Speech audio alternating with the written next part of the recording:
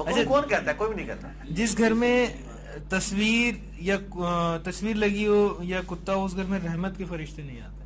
ہاں جو عبادت کے لیے رکھی ہوئی ہے اور اس طریقے سے پروٹوکول ایک البم کے اندر لگی ہوئی ہے یا نوٹوں میں اور آپ کے بٹوے میں، وہ نہیں ہے، واضح جگہ پہ نہیں ہونی چاہیے. بالکل صحیح. اچھا کھانے کھاتے ہوئے سلام کر سکتے ہیں؟ سنت ہے. آپ صلی اللہ علیہ وسلم نے ایون کھانا کھاتے ہوئے باتیں بھی کی ہیں، لیکن جواب دینے والے پہ کوئی ضروری نہیں ہے. اگر وہ اس کے منہ میں نوالا ہے ضروری نہیں اسے جواب دینا، بعد میں جواب دے لے، ہاتھ سے اشارہ کر دے اس وقت. بخاری مسلم حدیث ہے، جو حدیث شفاعت آپ نے بیان کی ہے وہ کھانا کھاتے ہوئے بیان کی ہے. یہ جو کہتے ہیں نا کھانا کھاتے ہوئے بولنا نہیں چاہیے تھا، یہ تو بالکل غلط ہے. کھانا کھاتے ہوئے باتیں کرنا سنت ہے. اچھا اٹیچ بات کے اندر ہم جب وضو کرنے جاتے ہیں تو بسم اللہ پڑھ کے وضو کریں؟ کیوں نہیں کریں گے؟ اٹیچ بات کا جو کنسپٹ آج کے دور میں، اس کو آپ سمجھیں، جو ٹائلٹ ہے وہ صرف وہ سیٹ ہے جس پہ آپ بیٹھ کے پیشاب کرتے ہیں. جو سائڈ پہ غسل خانہ ہے وہ ٹائلٹ نہیں ہے. ایون آپ دروازہ بند کر کے غسل خانے میں داخل ہوئے اس سیٹ پہ بیٹھنے سے پہلے بھی دعا مانگ سکتے ہیں، پڑھ سکتے ہیں. ہاں یہ مسکنسپشن نہیں، لوگ کلیئر کریں. یعنی وہ اللہم انی اعوذ بک من الخبث والخبائث وہاں بھی پڑھ کے پھر آپ سیٹ پہ جا کے بیٹھ سکتے ہیں، پھر اتر کے وہیں پہ غفرانک اللہم پڑھ سکتے ہیں. اور جو اگر وہاں پہ اندر بیسن بھی لگے ہوتے ہیں، وہ بیسن جو ہے وہ ناپاک جگہ تو نہیں ہے، وہ تو پاک جگہ ہے، وہ تو مسئلہ نہیں ہے. ٹوائلٹ تو صرف وہ کموڈ کی سیٹ ہے یا انڈین سیٹ ہے، باقی جو اس کے ساتھ ہے وہ تو غسل کے لیے جگہ بنی ہے نا. وہ ٹوائلٹ کیسے ہو گیا؟ وہاں تو آپ اپنا غسل اتار رہے ہیں، وہ تو پاک ہونے کی جگہ ہے. اور وہاں پہ اگر وہ بیسن لگا ہوا ہے تو آپ وضو بھی کرتے ہیں، دعائیں بھی مانگیں. ٹھیک ہے، صحیح. اچھا کوئی انسان یہ کہتا ہے کہ تو میری تو نصیب ہی خراب ہے، مطلب یہ کہنا کوئی کفریہ جملوں میں نہیں آتا؟ نہیں، اس طرح کیٹاگوریکلی تو نہیں کہنا چاہیے. البتہ جب کوئی معاملہ برا ہو جائے اس کے بعد وہ یہ کہہ سکتا ہے کہ میری تقدیر میں یہ لکھا ہوا تھا. نہیں، نیگیٹیولی اگر کوئی کہتا ہے کہ میری تو قسمت ہی ایسی ہے تو اس کو کہ تمہیں علم غیب ہے. مطلب عموماً لوگ کہتے ہیں، سب کو پتا ہے، عموماً اس قسم کی باتیں کرتے ہیں، تو یہ کہنا ہو جانے کے بعد یہ کہہ سکتے ہیں نا میری قسمت ہی ایسی ہے. نہیں، اس معاملے میں ایسی ہے، مستقبل میں نہیں. اچھا ہاں، مستقبل میں تو نہیں فیصلہ کریں گے. مستقبل کس نے دیکھ لیا؟ اچھا جب ہم دعا مانگتے ہیں تو بہت سے لوگ یہ کہتے ہیں کہ اپنے رسول کے صدقے ہمیں یہ عطا کر دیجئے. مسئلہ نمبر 43 میرا ریکارڈڈ ہے، وسیلہ اور توسل کے صحیح احکام و مسائل. اس میں نے بتایا کہ درود شریف اور اللہ کا ذکر پڑھ کر کے دعا کریں گے، قبول ہوگی. یہ صدقے اور واسطے وغیرہ ان کی کوئی مضبوط روایتیں موجود نہیں ہیں، کمزور روایتیں ہیں، ان کا سہارا انہوں نے لیا ہوا ہے. اور پھر نبی علیہ السلام تک بھی رہتے ہیں تو میں نے اس میں کہا کہ ہم اس کے اوپر کوئی حرام کا فتویٰ نہیں لگاتے. یہ تو اپنے ان لوگوں کے آگے لے گئے ہیں اس کی کرالریز بناتے ہوئے کہ وہ اینڈ ہی نہیں ہو رہا اس کا. تو بہتر یہ کہ جو آپ صلی اللہ علیہ وآلہ وسلم نے تعلیم فرمایا ہے وہ جامعہ ترمذی میں 593 نمبر حدیث ہے کہ جو اللہ کا ذکر اور درود کر پڑھ کے دعا مانگے اللہ تعالیٰ اس کی دعا قبول کرے گا. تو طریقہ تو بتا دیا گیا، اگر نبی پہ آپ کو اعتبار ہے تو آپ اس طریقے پہ عمل کریں صلی اللہ علیہ وسلم. نہیں، دعا کا پروٹوکول ہے درود. علی بھائی اسلام میں کھانے پینے کے حوالے سے حلال اور حرام ہی صرف ہے یا کوئی تیسری چیز بھی ہے؟ مطلب اگر سمجھ میں نہ آئے تو بعض علماء کہہ دیتے ہیں کہ مکروہ ہے. ہاں لیکن وہ کھاتے تو ساری مکروہ چیزیں ہیں. جن کو مکروہ کہتے ہیں اوجڑی مکروہ ہے. اور وہ طبرانی سے ایک روایت لے کے آتے ہیں کہ جی جو بکری کی یہ 7 چیزیں جس میں آنکھیں، اوجڑی اور یہ وہ، حالانکہ اس روایت کے ساتھ یہ مجموع الزوائد میں بھی روایت موجود ہے. امام حیثمی ابن حجر اسقلانی کے استاد نے لکھا ہے کہ اس میں ایک کذاب راوی ہے جس نے یہ روایت گھڑی ہے. اس لیے دیکھ لیں امت نے ایکسیپٹ نہیں کی. حنفیوں نے مکروہ کا راگ لاپا ہوا ہے، لیکن سب سے زیادہ اوجڑی کھانے والے آپ کو بریلوی دیوبندی نظر آئیں گے. وہ میں اس لیے کہہ رہا ہوں کہ زیادہ وہی ہے نا. اہل حدیث تو دور سے پتہ چل جائے گا یہ اہل حدیث ہے. تو یہ جو چوراہوں پہ بیٹھ کے اوجڑیاں کھا رہے ہوتے ہیں درباروں پہ بیٹھ کے، تو وہ اہل حدیث تو نہیں ہوتے ہیں، یہی لوگ ہی کھا رہے ہوتے ہیں نا. تو کون پکانے والے کون ہوتے ہیں؟ یہی ہوتے ہیں. جو چیز حلال ہے نا جی اس کی ہر چیز حلال ہے، الا یہ کہ حرمت آ جائے. جیسے قرآن میں ہے کہ بہتا ہوا لہو حرام ہے، تو لہو حرام ہو گیا. ٹھیک ہے، اب ان سے پوچھیں، یہ کہتے ہیں نا جی آپ ثابت کریں کہاں لکھا ہوا ہے کہ آنکھیں بھی حلال ہیں. ان کو پوچھیں کہ آپ ثابت کریں کہ گردے کہاں حلال لکھے ہوئے ہیں. وہ کہیں گے جدو حلال ہے تو گردے حلال ہی ہوں گے، ان کو پھر رکھا بھی حلال ہی ہوں گے جو تک حرام نہ ثابت ہو جائے. ٹھیک ہے نا، جو کیٹاگوریکل ڈیسیژن ہو رہا ہے. ورنہ میں کہوں نا جی یہ پوٹے کلیجی یہ تو جائز سمجھتے ہیں نا یہ بھی. اور اسی طریقے سے اور جو چیزیں ہیں، دل ہے، یہ کہاں حلال لکھا ہے؟ وہ کہتے ہیں حلال ہی ہوئے گا نا. کلیجی کی تو دلیل مل جائے گی نا بقرعید سے. آپ صلی اللہ علیہ وسلم فرمایا کرتے تھے پہلے دن. کیا جی کلیجی؟ کلیجی وہ روایت میرے علم میں نہیں ہے. چلے ہوگی. باقی یہ ہے کہ دل, گردے, وہ پھر یہی پھر جو چیز حلال ہے اس کی ہر چیز حلال ہے. اصل میں اوجڑی کو بھی انہوں نے مکروہ کہا ہے, فقہ کی ٹرم میں حرام نہیں کہتے, اتنی جرت ان کی بھی نہیں ہے. وہ کہتے ہیں نہیں دیکھیں اس کی صفائی کا بڑا ایشو ہوتا ہے, صفائی ہو جاتی ہے, وہ تو جو چیز بھی آپ صاف نہیں کریں گے اس میں ایشو تو ہوگا. مطلب دو ہی قسمیں, حلال ہے یا کوئی چیز حرام ہے تو بس حرام ہے. ہاں درمیان کی تو کوئی چیز بھی نہیں ہے. درمیان میں کچھ بھی نہیں, درمیان مولوی گھسا ہوا ہے, کچھ کیوں نہیں ہے, بہت بڑی چیز ہے درمیان. اس تو اسی کے سمجھتے ہو ایڈی بڑی شے ہے تو معمولی چیز سمجھتے ہو اس کو. یہ بتائیے کہ حیض کے دوران خواتین قرآن پڑھ سکتی ہیں جو حافظہ ہوں؟ نہیں قرآن نہیں پڑھیں گی. نہیں پڑھیں گی. اذکار کریں, قرآن کی دعائیں پڑھیں, قرآن نہیں پڑھیں گی. قرآن نہیں پڑھیں گی. اچھا مجھے نہیں علم تھا, مجھے ایک نئی چیز پتہ چلی, جو خواتین قرآن پڑھاتی ہیں وہ قرآن کو ہاتھ نہیں لگاتی, دور سے سبق دے دیتی ہیں. وہ کیوں؟ مطلب یہ اویئرنیس کے لیے, یعنی ان دنوں میں بات کریں, ان دنوں کی بات نہیں وہ اوائڈ کریں. وہ کتنے کوئی مہینوں تو نہیں ہے نا, 7 دن ہی ہے نا یار. اچھا یہ جب فارغ ہوتی ہے عورت ڈیلیوری سے تو عام گھروں میں کانسیپٹ ہوتا ہے کہ 1.25 مہینے تک نہاتی نہیں, وہ والا نہیں نہاتی کہ نماز نہیں پڑھتی. اس بارے میں بھی ذرا اویئر کر دیں لوگوں. 40 دن تک تو انہوں نے ظاہر ہے کہ وہ اپنا ان پہ نماز کوئی نہیں ہے, لیکن اس دوران ویسے تو جتنی بار مرضی نہ آئی, پتہ نہیں کون سی عورتیں جو نہیں نہاتی ہیں آج کل. ویسے تو نہا لیتی ہیں لیکن وہ نماز کے لیے تیار نہیں ہوتی. تو نماز کے لیے تو 40 دن تو کرنا ہوگا نا. وہ تو صحیح مسلم میں حدیث ہے کہ 40 دن ہوگا. نفاس کا پیریڈ 40 دن ہے پورے 40. ہاں جی, یہ سارے مسئلہ 42 میں میں نے بتایا جتنے آپ پوچھ رہے ہیں.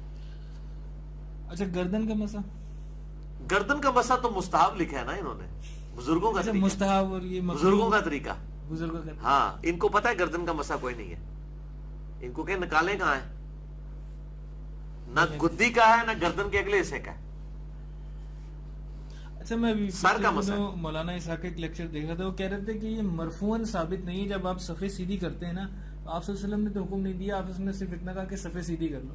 صحابہ خود ہی کر لیا کرتے تھے. اس سے یہ چیز تو ثابت ہوتی ہے کہ صحابہ کا عمل ہے کہ پیر ملانا. کہہ رہے ہیں اس حدیث میں الفاظ یہ بھی ہیں کہ گھٹنے ملاؤ, ایسی کوئی حدیث ہے؟ نہیں وہ اس طرح نہیں ہے. میں نے یہ جو نماز کا پریکٹیکل والا لیکچر دیا ہے 70A, پریکٹیکل بھی ہے تھیوری بھی ہے, اس میں یہ ساری ڈیٹیل بتائی ہے کہ آپ صلی اللہ علیہ وسلم کہتے تھے صفحے سیدھی کرو. بخاری میں حدیث موجود ہے کہ آپ صلی اللہ علیہ وسلم صفحے سیدھی کرواتے تھے اقامت کے بعد. یہ کس طرح مولانا اسحاق صاحب نے کہہ دیا, شاید آپ کے سننے میں ہو سکتا ہے, مجھے سننے میں بہتر یہ کہ آپ یہی کہیں, کیونکہ مولانا اسحاق صاحب بڑی شخصیت ہے, لوگ چھوڑیں گے نہیں آپ کو, تو ہم پہلے ہی اس نے ذہن رکھ لیتے کہ انہوں نے کہا ہوگا, آپ کے سننے میں فرق لگا ہوگا کہ آپ صلی اللہ علیہ وسلم اقامت کے بعد بخاری مسلم الفاظ صف سیدھی کرواتے تھے, اور آگے الفاظ ہیں کہ جب آپ صلی اللہ علیہ وسلم کو یہ یقین ہو گیا کہ ہم صف سیدھی کر لیتے ہیں تو پھر صرف آپ کہنے پہ ہی اکتفا فرما لیا کرتے تھے. ٹھیک ہے, جب آپ کو یقین ہو گیا. یہ کیوں ضرورت ہوتی تھی؟ اس لیے کہ یہ لائنیں نہیں ہوتی تھی اس وقت, صف جو ہے وہ پاؤں سے پاؤں ملا کے سیدھی ہوتی تھی. ہم تو بڑی آسانی سے صفیں سیدھی کر سکتے ہیں کیونکہ لائنیں لگی ہوئی ہیں, صفیں بچھی ہوئی ہیں, یہ وجہ تھی. تو اس میں ہے پاؤں سے پاؤں, ٹخنے سے ٹخنا ملایا جائے. اور میں نے اس میں پریکٹیکلی بتایا کہ ٹخنے سے ٹخنا مل نہیں سکتا. اس سے مراد ہے کہ ٹخنا ایک سیدھ میں ہو, پاؤں ٹچ کرنے والا معاملہ تو بالکل ہے کہ پاؤں سے پاؤں ملتا تھا. ٹخنے سے ٹخنا اگر کسی کے پاؤں بہت فلیٹ ہیں تو شاید وہ ان لوگوں کے مل جاتے ہیں, ویسے نہیں. ٹخنا یہ نہیں ہے کہ ٹخنے کو آپ نے الٹا سے پاؤں کو اٹھا کے ملانا, نہیں, وہ سیدھ میں ہے. اس کی وجہ یہ ہے, اس سے یہ بات پتہ چلی کہ پنجے سیدھ میں نہیں ہونے چاہیے بلکہ ایڑیاں سیدھ میں ہونی چاہیے, کیونکہ بعض لوگوں کے آگے پیچھے پاؤں یعنی لمبے بھی ہوتے ہیں. آپ اگر پنجے ملائیں گے تو وہ ایک بندہ آگے کھڑا ہوا ہوگا, یعنی پیچھے سے برابر کرنا ہے, آگے سے برابر نہیں کرنا. یہ بتانے کا مقصد ہے. بال پاؤں سے پاؤں تو ملانے ہیں.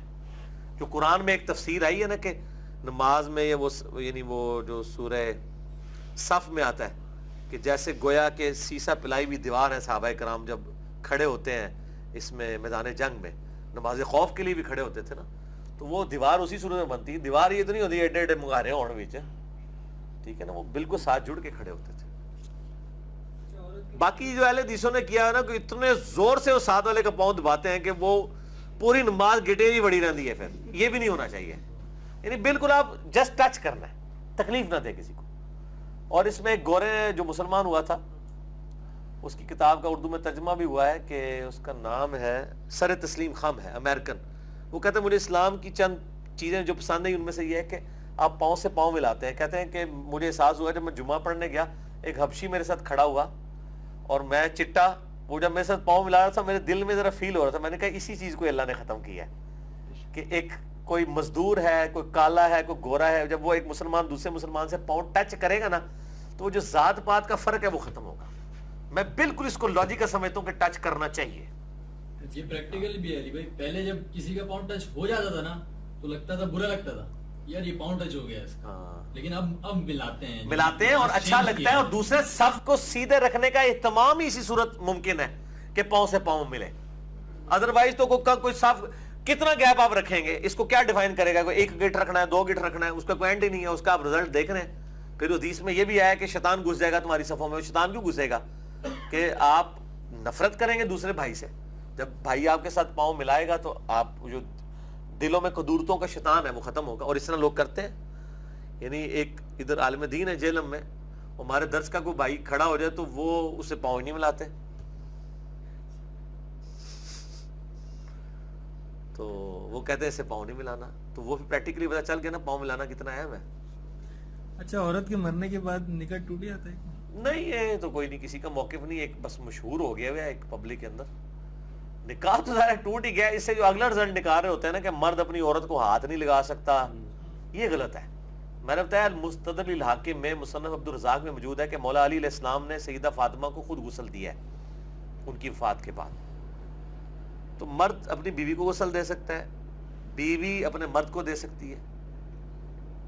ابو داؤد میں حدیث ہے نا کہ مولا علی علیہ السلام نے غسل دیا تھا نبی علیہ السلام کو. تو حضرت عائشہ کہتی ہیں اگر ہمیں ایک بات پہلے پتہ ہوتی تو ہم حضور کی بیویاں خود غسل دیتی. یعنی وہ یہ سمجھتی تھی کہ مرد نے ہی غسل دینا ہوتا ہے, تو وہ ان کو بات پتہ چل رہی عورت بھی دے سکتی ہے.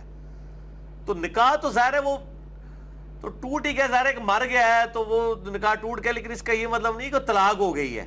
محرم تو ہے نا وہ, اس اعتبار سے ویسے بھی وہ کتنے دن تک تو رشتہ تو عورت اور نہیں کر سکتی ہے, اس سے زیادہ قربت کا رشتہ ہو بھی کوئی نہیں ہو سکتا. یہ بھی جھوٹ مچایا ہوا ہے ان لوگوں نے. اچھا, عورت قبرستان جا سکتی ہے؟